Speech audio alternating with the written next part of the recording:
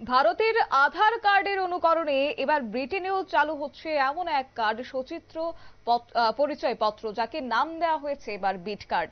বলে রাখি, নতুন এই পরিচয়পত্র এবং অবৈধ অভিবাসীদের বিতরণের দাবিতে এবার সম্প্রতি ব্রিটেনে এই বিট কার্ড চালু করার পরিকল্পনা নিয়েছে সে দেশের সরকার। যা বিস্তারিত আমাদের সঙ্গে যুক্ত হয়েছে প্রতিনিধি সৌম্য মুখোপাধ্যায়। সৌম্য, কি রয়েছে বিস্তারিত? অবৈধ অনুপ্রবেশকারীদের রুখতে নতুন একটা পরিকল্পনা নিয়েছে ব্রিটেনের কিয়ার স্টারমারের সরকার।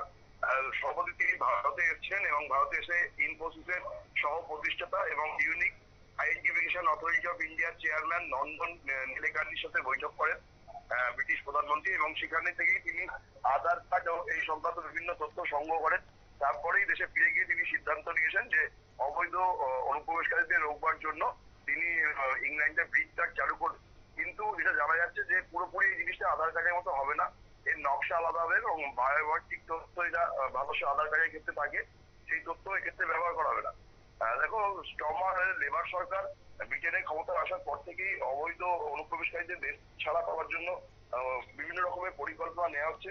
কারণ বহু অবৈধ অভিবাসী তারা ব্রিটেনের থেকে ব্রিটেনের জনগণের প্রাপ্য অধিকার থেকে তাদের বঞ্চিত করছে বলেই অভিযোগ।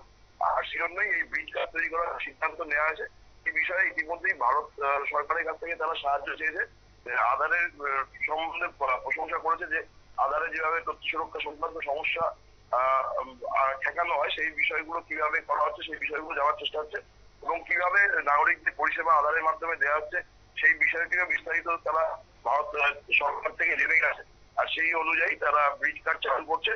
এর ফলে তারা অবৈধ অনুপ্রবেশকারীদের দেশ থেকে তাড়াতে পারবে বলেই ব্রিটেনের প্রধানমন্ত্রী কিয়ার স্টারমারের দাবি।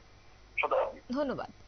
অর্থাৎ অবৈধভাবে ব্রিটেনে থাকা শ্রমিকদের চিহ্নিত করতে প্রত্যেক নাগরিকের জন্য নতুন সচিত্র পরিচয়পত্র এবার চালু করতে চলেছে সরকার। কয়েকদিন আগেই ভারতে এসেছিলেন ব্রিটেনের প্রধানমন্ত্রী এবং সেই সফরে তিনি আধার কার্ডের খুঁটিনাটি সম্পর্কে খোঁজ খবর নিয়েছেন। এবার সেই বিট কার্ড এবার তারা চালু করতে যাচ্ছেন। ভারতের আধার কার্ডের অনুরূপভাবে এই পরিকল্পনা বাস্তবায়িত করতে নয়াদিল্লির সাহায্য নিচ্ছে লন্ডন।